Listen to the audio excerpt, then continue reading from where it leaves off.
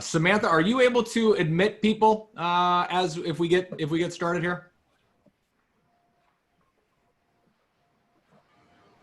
She's muted there. I'll keep an eye. I was shaking my head, yes. Oh, okay. All right. Great. Then I'm going to turn over the letting additional people in if additional people join. I'll leave that to you so we can get started and honor everyone's time here that has joined on. So, welcome everybody. I'm Brett Cooper with Integris, president and co-founder of Integris, and really glad to have you here today. This is our first presentation formally of introducing this new Everything DiSC Catalyst platform that we really are excited about.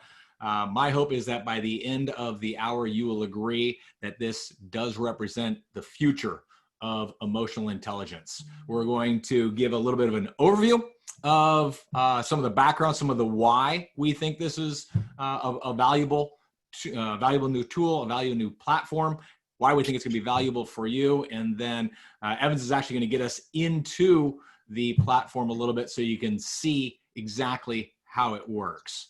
So to start us off, I do want to give just a quick little, statement of what Integris is all about. Most of you know these things, but just in case you don't, our vision, our whole organizational vision from the time we started this company in 2011 really is about expanding the existence of healthy organizations in great places to work.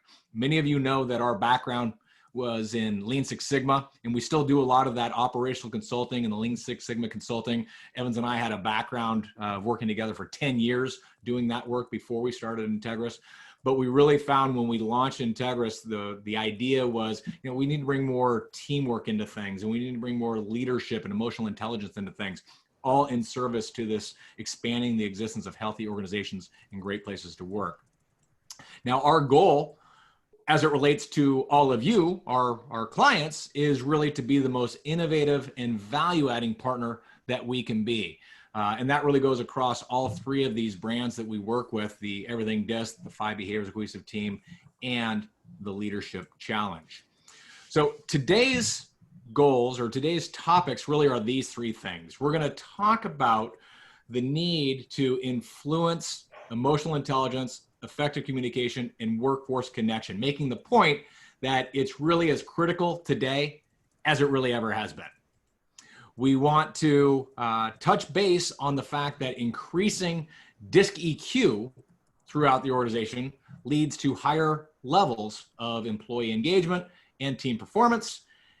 And those 2 points, kind of talking about the value of emotional intelligence and the value of DiSC EQ, that's really what this upcoming book, I think most of you now have been informed a number of times that we do have this book coming out in the fall called Solving the People Problem.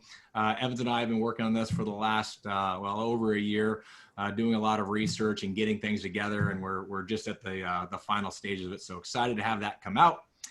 And then the third point today, which is really kind of the punctuation of it all, is that Everything DiSC Catalyst, this brand new platform that's put out by Everything DiSC, really is the most powerful tool created thus far for putting the language of DiSC to use. So does that sound okay for an agenda? If anybody has any questions or concerns about that agenda, speak now or forever hold your peace, and I will proceed. Okay, so sounds good to me. Okay, fantastic. So the first point then about hang on, we got a chat going on. Oh, hi Jennifer.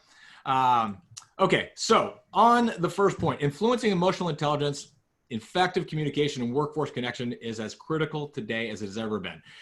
Just because we've all moved to remote and just because now COVID is dominating everything that we're talking about doesn't mean that pre-COVID facts don't exist. They absolutely still continue to exist. So things like the lack of employee engagement in our workforces. Now that doesn't apply to everybody on this call. I know many of your organizations have really high levels of employee engagement, but across the country, we know from surveys like Gallup and others that we still have a really low percentage of people that are saying, yes, I am highly engaged in my work. And that doesn't stop now that we're just in this space. Matter of fact, you might argue that for a lot of people, that's getting even more difficult.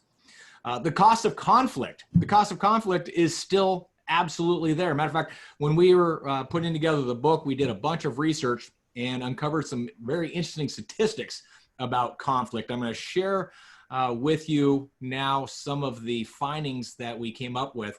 We came across a study from CPP about workplace conflict that came out a couple of years ago. And here's a couple of stats that I think are kind of tough to swallow. Let's see what you think of them.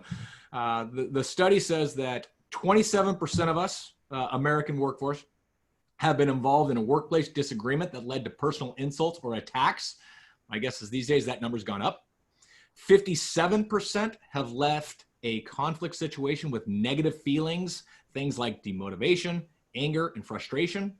And 76% of us have gone out of our way to avoid a colleague because of a disagreement, which of course creates a huge distraction for our teams.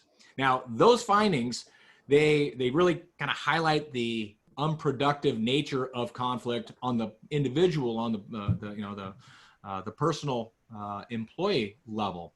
But if you think about it, the negative cost of conflict when we go to businesses is really huge. A couple of other stats that we came up with is that US employees spend 2.8 hours per week dealing with conflict. That's the equivalent of 385 million working days. It's a lot of wasted time. We also came across a stat that said that more than a third of employees say that negative conflict resulted in someone leaving the company. And if we think about the costs associated with turnover, with the hiring process, with bringing new people on board, that's a lot of financial burden for our organizations to bear. So the cost of conflict is still absolutely there. And then of course, pre-COVID fact, the power of team cohesion.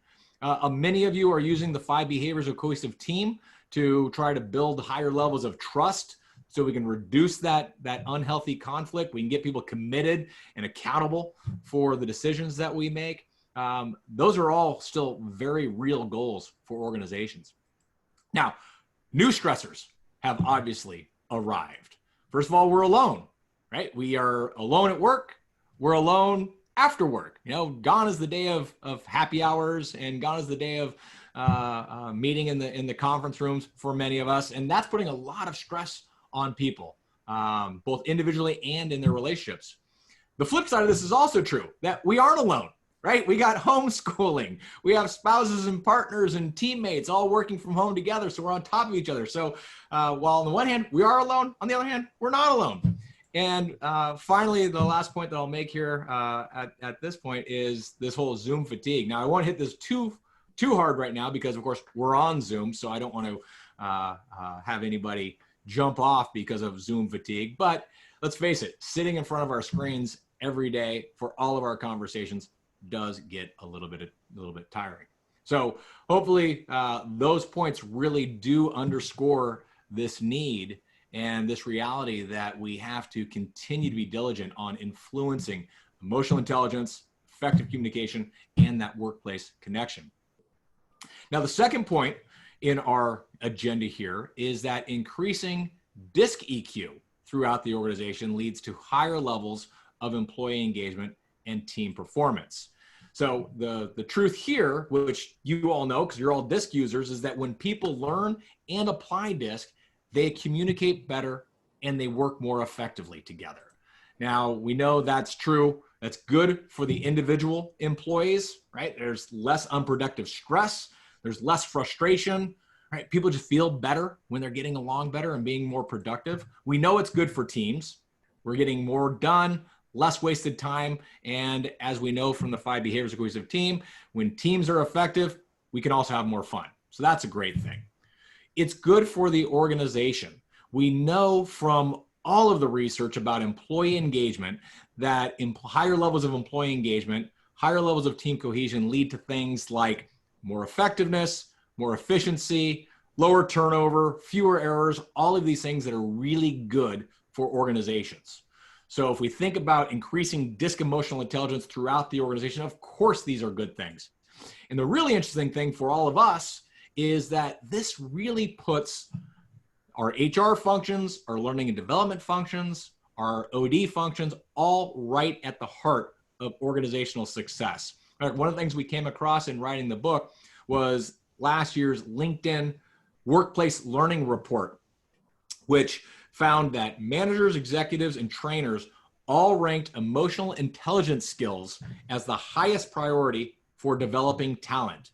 In their survey responses, all of those people valued the ability to collaborate and communicate a whole lot higher than those technical skills of the job.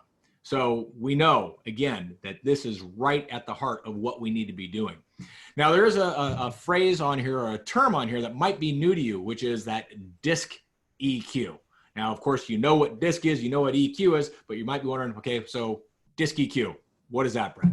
So I'm going to tell you.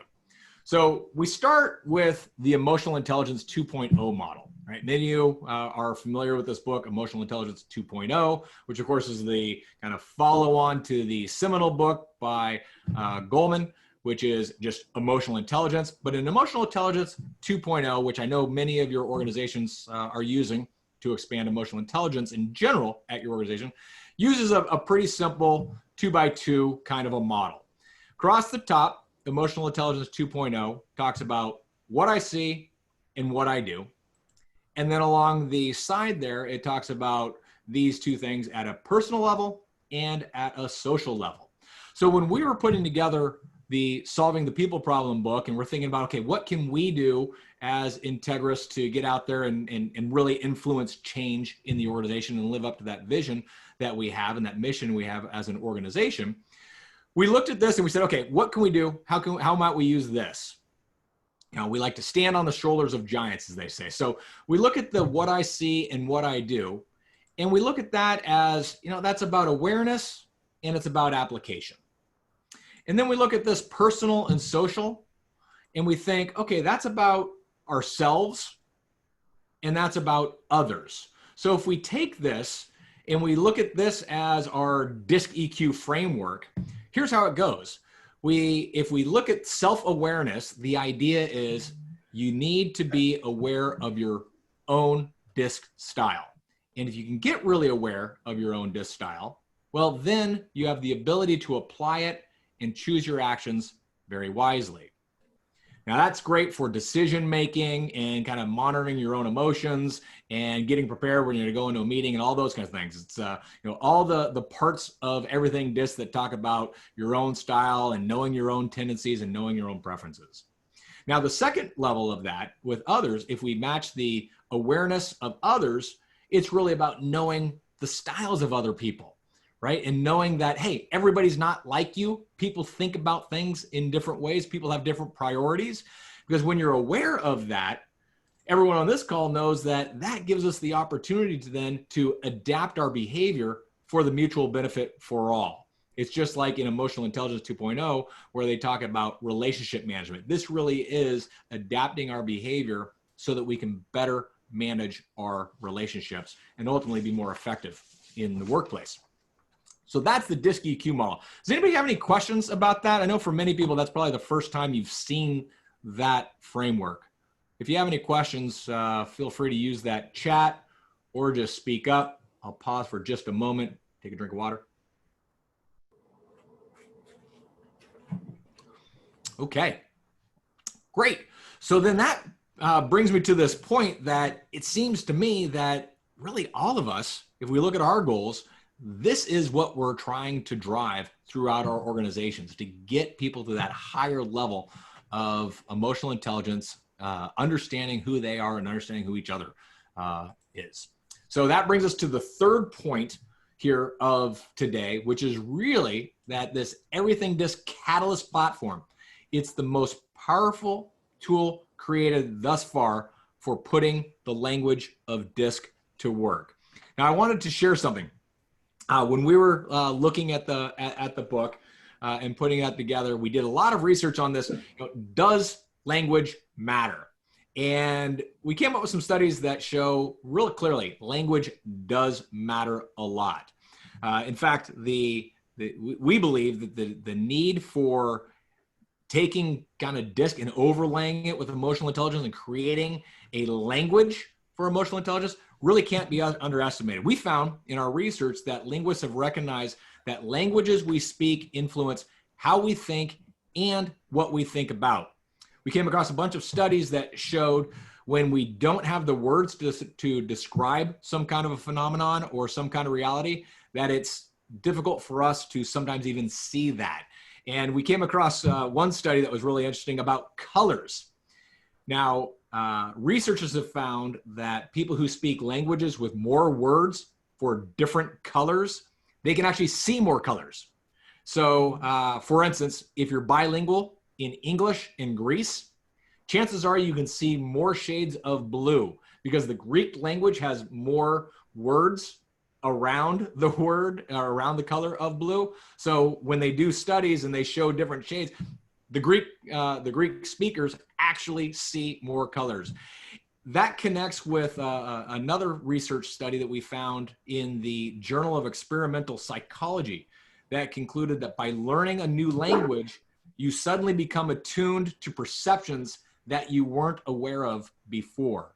And so if we think about this idea of trying to drive higher levels of emotional intelligence, we want people to understand their preferences, their tendencies, how to communicate. We are finding that DiSC as a language really does give us that opportunity to drive new perceptions and new understanding. And so as we get into this, to explain a little more how Catalyst comes to play here, I'm going to invite Evans to come in. And we thought a great place to make this transition really was around this change curve. Evans, go ahead and pick up on the slides, because this change curve, with everything that we all do, if we're trying to drive change in organizations, right? We know that it's not about just training. We know that we need to get people to really dive into what it is that we are including in our training, right? What that content is. Evans, you want to pick up there and take us a little bit deeper in this truth about change? Sure. So all of us are in the change game. We're all trying to help people change, become better, become stronger, become more able to get things done going forward in the future. And all of us are familiar with either this change model or another change model about how difficult that can actually be.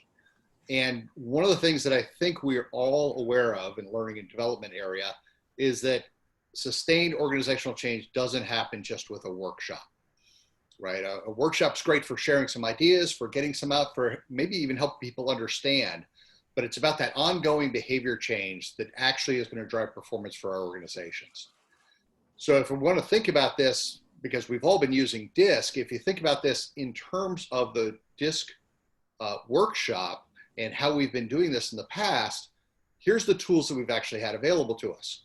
Our current tools are, we have an assessment, then we might get somebody together for a workshop, usually a half day to a day, depending on which of the DiSC tools we're using. And then we're hoping to generate some interest in them following up by using myeverythingdisc.com afterward to kind of help take them through experimentation, adoption, and sustainability. And I think everybody's favorite part of myeverythingdisc.com, for those of you who've used it, is really it's about those comparison reports. It's about people understanding, I can really learn a great deal more about somebody than just what I picked up in that workshop, and I can do that in an ongoing basis. Now, I said hopefully on this because Wiley is a group that uses data and stuff. And one of the things that they've noticed is actually the comparison reports don't get used nearly as often as we would hope. Okay. We take people through the workshop, and like with a lot of workshops, they go back to work and work ambushes them, and they kind of get that book goes up on the shelf, and I don't actually get some of that follow through. Okay.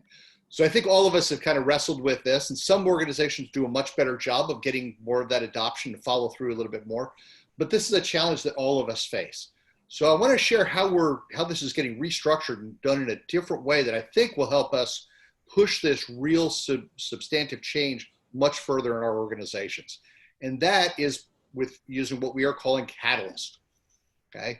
This is a Wiley product, and it's a Wiley platform, if you will. It's really a new way to engage and connect our people through that DiSC information, but in a way that they engage with thoroughly and on an ongoing basis. So I'm going to hit this really quick because we could dive into this for a really long period of time, to be perfectly honest. And this is the part that scares Brett whenever I get hold of this, because this is really fun. So here's what it is.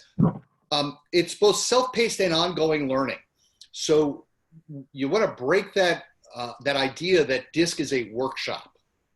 It may have workshop or workshops along the way, but it's really about ongoing change, personal and organizational change. So self-paced, ongoing learning built in right up front, and I'm going to take you into that very quickly. It is also modularized content, especially in this Zoom fatigue era or whatever system you guys are using.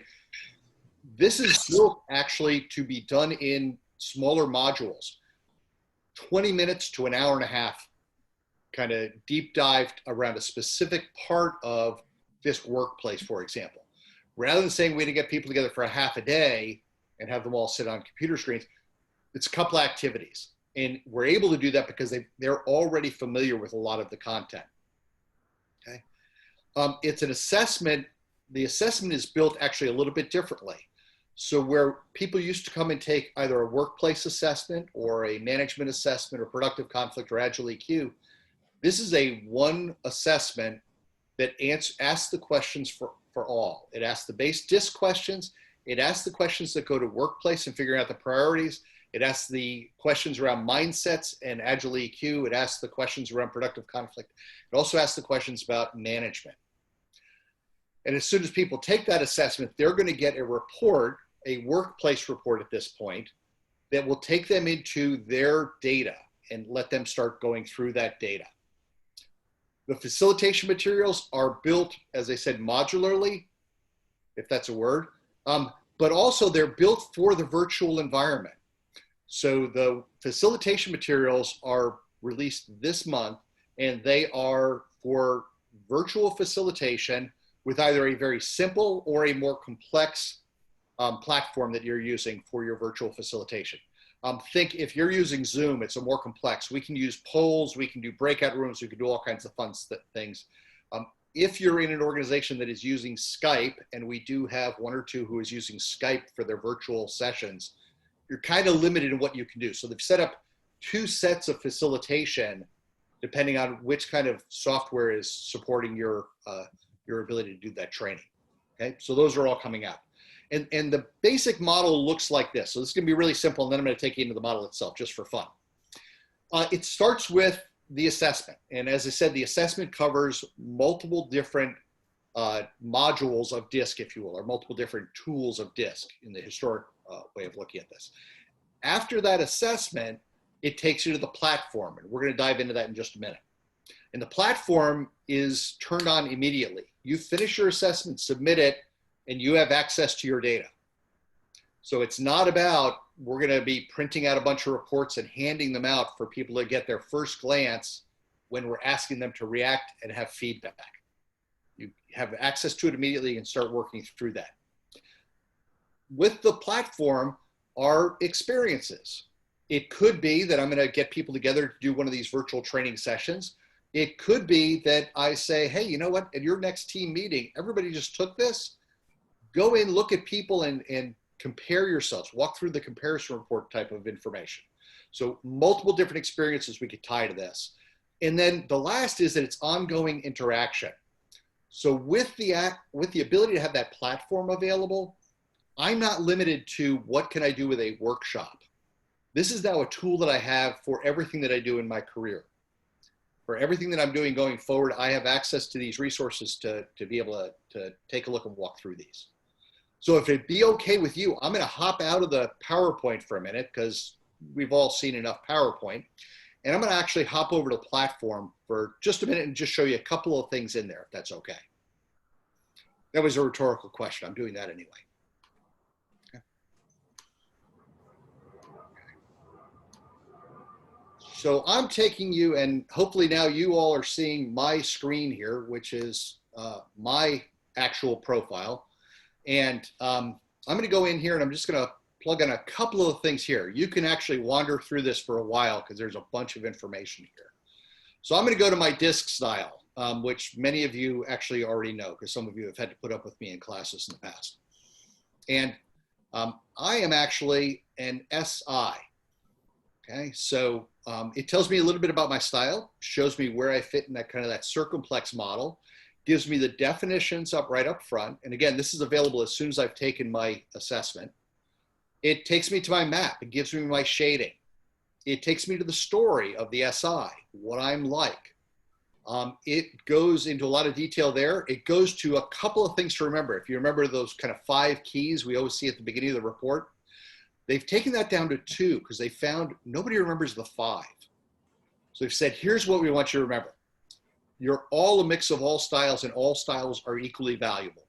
Number 1. Number 2, there's other things. It's not just style. Style doesn't control you. There's other impacts. Those are the only 2 things we're asking people to remember all the time. It takes me into some real detail about my style, including a podcast. My case is about 55 minutes. I think the shortest one's about 48. So into a lot of detail around my style and what this is like. And then for those of us who would like to download and have a printed copy of a report, if we wanted to do that, we can do that here as well. There are actually a few different places where I can download a copy of the report if I want it locally on my system, okay? So one of the aspects is taking a look at your own style. I'm going to hit a couple other pages on here just really quickly. One that's a huge impact for me is this people style. So here's one of the things that's a really big difference from what we've historically done. When you take this, everybody in your organization who has taken this, their style is there, okay? If you recall comparison reports and going and asking permission and all those kind of fun things, we're not doing that anymore. Style is not good or bad, it just is, right? We should be sharing this on a more frequent basis. We should be looking at this and saying, how can we learn to work better together? When we've done this in the past and we have set up where I've got to ask permission to see somebody's style, I think we unfortunately reinforce that belief in some that there's something wrong with styles or one of the styles. So we don't want to do that. We want to get it out there and, hey, this is a great way to create pull for people wanting to get into this because I can see what my coworkers are like and how I might work better with them. And so we've got a bunch of people in our organization. I'm going to pick on one of the people who's on this call so he can't defend himself. If I wanted to take a look and say, you know what, I got to work with Brett all the time, I could go in here and click on Brett and learn a little bit more about him. Unsurprisingly, Brett is an ID. He's a little bit more outgoing than I am, potentially a little bit louder at times. I can go in, I can see what his style looks like. I can see what he most cares about, where I might want to pull him in. What are the things that might cause a little bit of distress for him? I can talk about our similarities and differences, what we both value. And actually, Brett has a 4th priority in collaboration here, which is one we share. I can go to how we compare with one another. So all that stuff that's in the comparison report, that stuff's all available to all of us, anybody in the organization. Okay. I can take a look at these. I will not bring Samantha into this conversation, so you're not allowed to comment here. But I could look and say, you know what, actually on the structured to unstructured, Brett and I are really similar. We're off at one end of this. Could that cause some issues for us? Well, I might take a look and say, okay, so what are some of the things we might need to look out for in how we work with one another? It certainly made the book writing process a little bit longer. It did, yes. Both of us are very good at adding new topic ideas. So I'm going to hear about that from Samantha later on, but that's a different story. All right, I could also go into how do we work together when we're collaborating, when we're trying to build buy-in, connecting, et cetera. So all of that data is available right off the bat. Okay. Let's see, one other place I'll take you is, because I've taken workplace, all of the workplace stuff is available to me. If I want to better understand how I work, my relationships, I want to build better relationships, et cetera, another place to download my report if I wanted to. So all of that information that people used to try and read through in a workshop and try and react to is actually available to them right up front. Okay. And then just in case a few of you have those research kind of people who want to check how valid is this, how reliable is that, all of that stuff is back there as well. The DiSC model, the styles, the research, the theory, et cetera. Okay. So all that stuff becomes available for people right up front. Then we may bring them in for virtual sessions if we choose to dig into one aspect of that a little bit deeper. Okay. And actually, for those of you who've done workplace sessions in the past, that's actually broken up into 5 different little modules for hitting specific topics. Works out really great because the timing on those things becomes actually kind of like a team meeting. So you don't have to do any kind of extra special scheduling to do any of those things.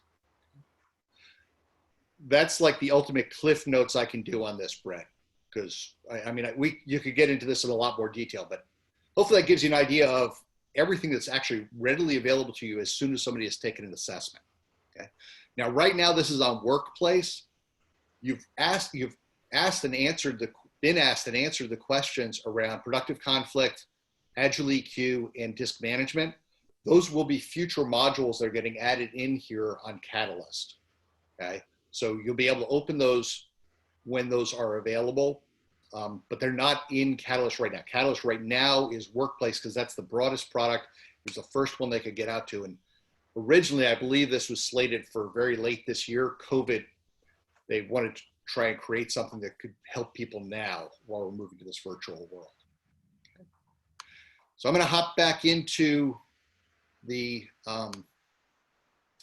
PowerPoint for just a couple of minutes and share what this could look like then. So I wanted to walk through kind of take a single leader through this and how this might work. So I'm going to actually take Sierra, who's a new leader in our organization. She's been a really great individual contributor, and now she wants to actually start leading her team and making great things happen. Sierra is actually a character in the first chapter of our book that we kind of take through a little bit of how does this DiSC EQ stuff work when you've got so many different people that you're having to deal with. Okay. So we go back to our change curve, and if we want to think about this is just a sample journey that a person could take here. So Sierra might go ahead and she might take that Catalyst assessment right up front, and off of that she might go in and explore Catalyst. One of the things that we're thinking is something we ought to all think about is there's so much in Catalyst. Do we want to give people a little bit of, here are a couple of things we'd like you to do right up front? That podcast, go into the people section and identify a couple of your coworkers. Okay. Listening to that podcast on your style can get you a lot of information about, okay, so why do I make decisions kind of the way I do? And how is that different from other people, et cetera? So she gets some good awareness to this. She actually goes further into understanding these tools when she attends a virtual training with some of the people she works with. It learns a little bit more about their styles and her style and how those interact with one another. She starts to explore other people's styles in the people section. Those could be people who are on her team. It could be people who she interacts with, people she just meets in the cafeteria or at the virtual happy hour that we're now having. It could be somebody who's been assigned to a project team with a bunch of people they didn't know and would like to know how could I best work with these people. So there's a lot of different ways she could dig into people to kind of further her own understanding as well as her ability to apply these things. And she becomes aware of how her own style impacts the decisions she makes, because her style does have an impact on those things.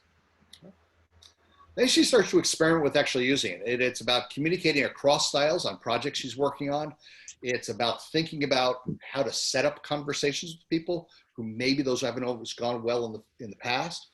It's about when something goes really wrong with somebody and she's wondering what happened, and maybe she goes onto the platform and takes a look at the styles to understand what occurred there, what happened, how did style potentially contribute to a situation that didn't go as well as she would like. She might even look at a new application. Maybe there are a couple of discussions that haven't really gone well, and she realizes, you know what, our team really needs to kind of turn on that productive conflict module and dig deeper into what are some of the roots of some of that conflict and what might we be able to do to change those habit patterns we have that lead to those conflict situations coming up. She starts to adopt this, starts to use this over time. This is still out there for her. If you're gonna have to have a difficult conversation with somebody, it's probably really helpful to understand where that person might be coming from, what might be the things that might make that conversation more or less difficult. How might I be able to actually navigate that a little bit better? I've now got that ability to go out and, well, Samantha is my daughter, so hopefully I don't need catalyst to figure out how I can annoy her. So I've got a lot of practice, let's say. Okay. It could be about when we're getting new project teams together, taking a look and just having an idea of where people are, what are the important things to them, what are the priorities that those people have, so I don't accidentally cause friction because I'm just not thinking kind of from their perspective. Okay. And she starts to modify her own style, understanding how to increase success. As Brett shared that DiSC model with us, as we were kind of working through the words in those boxes, we wanted to be really very specific in how we worded that box around the social and the application, right? DiSC is a tool that allows us to search for mutual benefit. It's not a tool that allows us to manipulate others. It's the fact that we do it from the side of trying to get the best results, right? So it's about adapting that to look for mutual benefit, for ways for us to work better. And if we do it from that perspective, we now are armed in a much better way than we ever have been in the past. Okay? And lastly, in sustainability, now she's starting to build strong service relationships to support the work. As you get better and better at this and interact with people, you start to get a little bit quicker at being able to read where they're coming from, what's most important to them, and how I might be able to deal with this.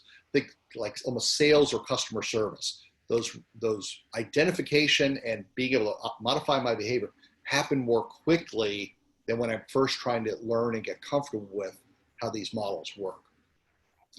She's starting to support her own team in their DiSC EQ and helping to make sure that they're all raising their DiSC EQ as well.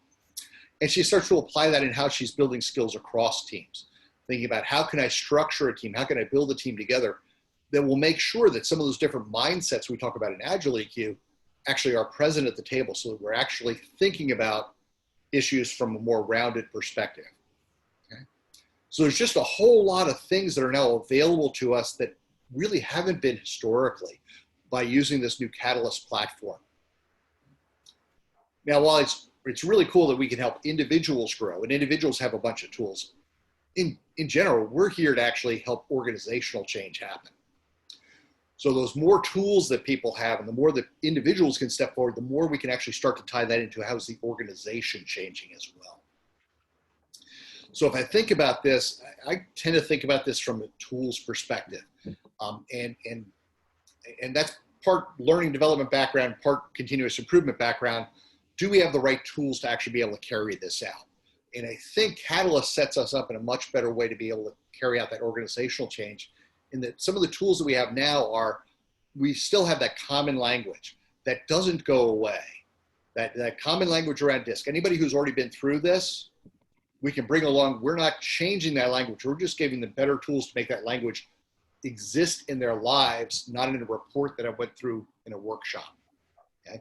So that common language is critically important. Everybody in the organization being available immediately is a really big change, and I think it's a really important change.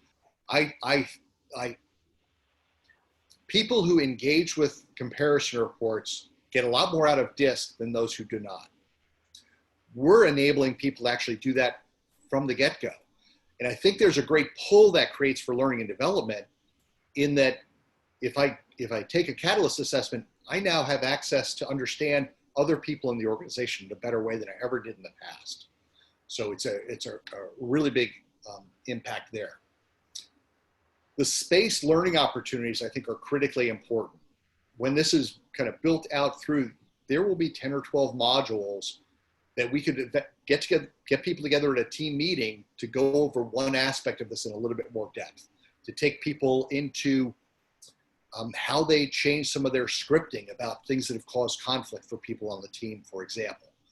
And the modules are built so that they are self-contained. It is not that you have to teach them in order, or that you have to teach all of them, or that you even have to teach them.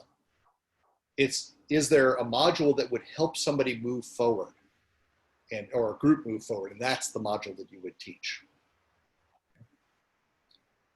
And the follow-on applications are actually built there. So it could be that I start with workplace and down the road, I realize, you know what, we really ought to talk about productive conflict or agile EQ, or maybe I get promoted and I want to open up that management part of Catalyst for me to actually take a look through.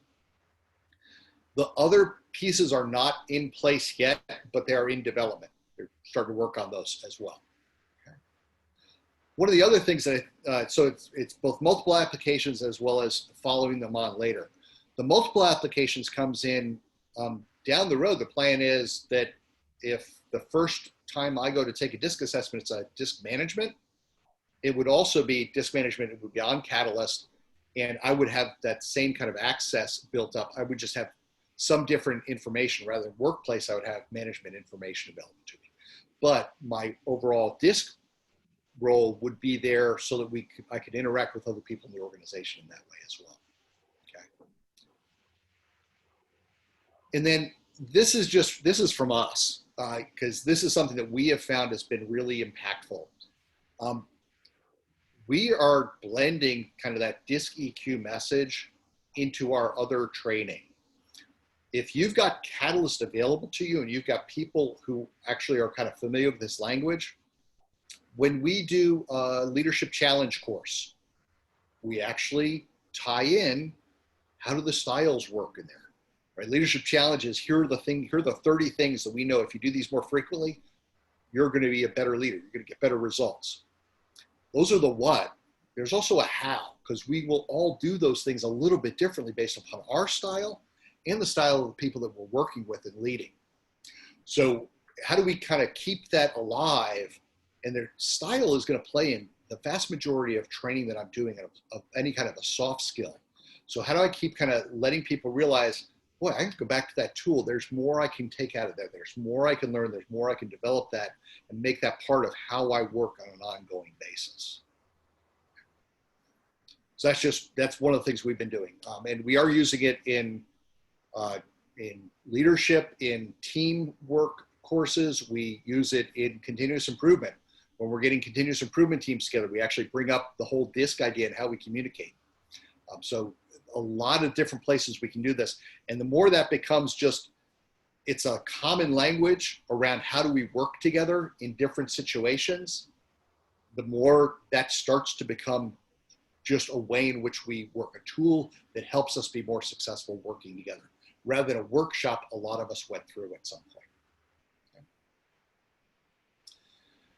So when I think about this, here's what we're really looking at. So this was really built to be kind of self-directed learning that you could tie in with blended virtual or classroom situations. Now, 2020 being the way it is, the first facilitation kits that are coming out are all based upon virtual sessions, okay? So they're rolling out the virtual sessions for the workplace on Catalyst, and there will be classroom sessions down the road.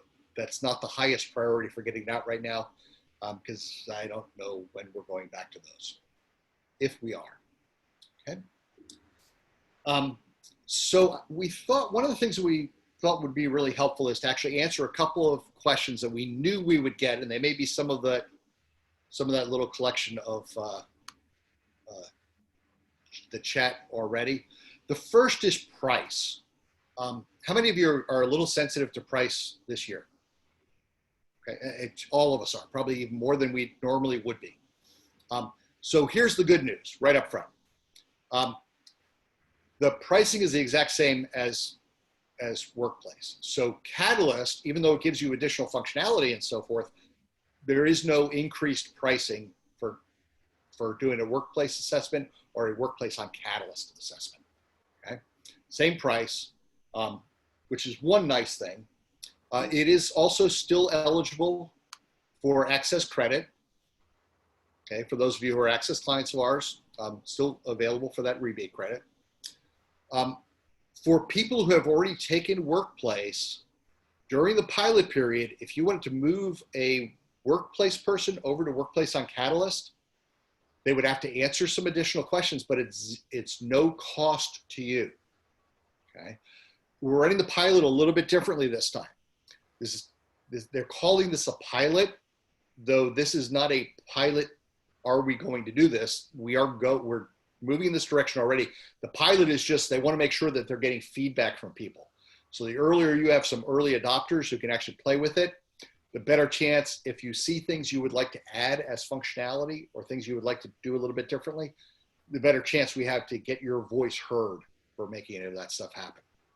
Okay, so during the pilot period, which is into the late September, I believe, those are free. They're actually free for a little bit longer than that, but for moving anybody over, those wouldn't cost you. And the upgrade to the kit, which goes to the virtual nature of it, and also goes to the way in which the virtual sessions are done, are actually taking people to their own platform. So as opposed to going through a printed report, it's going to actually have people go and look at their own Catalyst platform to react to some of the stuff that's there. So the training is built around getting people comfortable with using the online tools that they can use for continuing learning as well. Really nice change to that. And that upgrade is free for any registered workplace kits, can get the upgrade to the workplace on Catalyst for free. Okay. We also wanted to give you a couple ideas about next steps. And I'm trying to be sensitive to my time because I know there are questions out there. So here's a couple of next steps. The first is, because they're free, if you and a bunch of your team already has Workplace, we can move you to Workplace for Catalyst, and you and some of the people who you really would like to get feedback from can go in and experience it and think about what you want to share in your messaging, how you want to work with people on this, how you want to kind of frame that. So it's a free way for you to kind of test it and work with it. It does not replace your Workplace. So you would still have your Workplace. You would just have a Workplace on Catalyst, and that would let you experience the platform and work through that. Okay. As I mentioned earlier, there is so much in there. I think you want to think a little bit about learner pathways. We shared a really simple one with Sierra and a bunch of different things she could try. I think sharing a couple of models with people of, hey, here are the kinds of ways you might be able to utilize this, might better support change and better support people taking those things on and moving with them. And then I'd look for some supporters in the organization. Who are people who are already they get this stuff? They might be wonderful assistants for you in getting this spread more broadly in the organization quickly. So that's kind of step one. Step two that we were looking at was, this is like a free refresh for anybody who took a workshop a while ago and maybe has put this to the side. They get some enhanced functionality, and there will be some added functionality that's coming. We can't share it now because it's not out yet. But it lets them get back into this. It lets them get to see this in a little bit fresher light. It brings people who might have gone through different workshops together to be able to have a common conversation. Okay. So it really kind of pushes their learning and re-engages them in the learning around the DiSC. It also creates an active pull, because now I can see other people in the organization, not by going onesies and twosies and inviting a person at a time. The whole organization can be available right away. Okay. The whole organization basically becomes your group. There is a department level under that people can add in if you wanted to break your organization up into some different groups. But the organization as a whole is there as a group. And then I want to actually borrow an idea that actually came from somebody here on the call. If she's still around, which is one of the great ideas I heard was actually building a guide for managers and users so that they could actually make it easier for them to actually step into this and utilize this successfully. So Krista had shared that idea, and I think it's a wonderful idea. The biggest risk I think potentially out there is there's more information there, and people, you want to give them a little bit of structure to help them in their learning. And then the last action step that we thought about was this. I think this is a great tool to use kind of across the organization to get people thinking about how their styles are impacting one another, not in onesies and twosies, but how do we make this just part of our language about how we can work better together and move together as an organization to be more effective, more successful, and just a happier place to be as well. So moving this across the organization looks really wonderful. And then if you want to think about it, one of the ways of looking at this is if I start to build this into other trainings and team events, there's some real power here. And I cannot overemphasize this enough, that people page is exceptionally powerful. The ability to go in and take a look and see what's going on there, to think about interactions you've had that didn't go quite the way you thought they might, and to kind of think about this. So this is really a way for people to kind of have that continuing ongoing learning. Not think of a workshop, but think of experiences along the way and a resource to help me learn from those experiences throughout. Okay. And then one of the things, because this is a question that we've gotten from people periodically, is how do I want to use DiSC in new employee orientation, but I don't always have a class. It's onesies and twosies. Well, perfect. Now you can do that. There's no problem with that, because we can actually use the platform and people can get very comfortable with this. And one of the other things that's really nice about this, if I go through this in orientation and I already have access, I can get to learn about my team members right up front as soon as I'm walking in the door, because that information is now available to me and there for me to be able to use. Okay. Right, I think that's about as fast as I can possibly go through this stuff. You nailed it, man. You nailed it.